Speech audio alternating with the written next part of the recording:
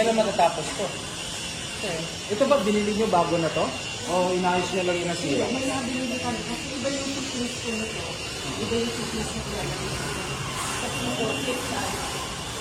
Mas matibay na to. Opo, kasi may Tapusin natin ito bago magtagulan, ha? Ay, sir.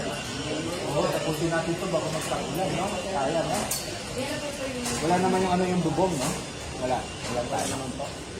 Yung sa taas natin yung kita yung po tayo. Meron na po doon yun. Natin na lang po natin yung dating ng antimeter. So, kailan matatapos to? Kansya mo? Marso. Ano ba po tayo, sir? Oo.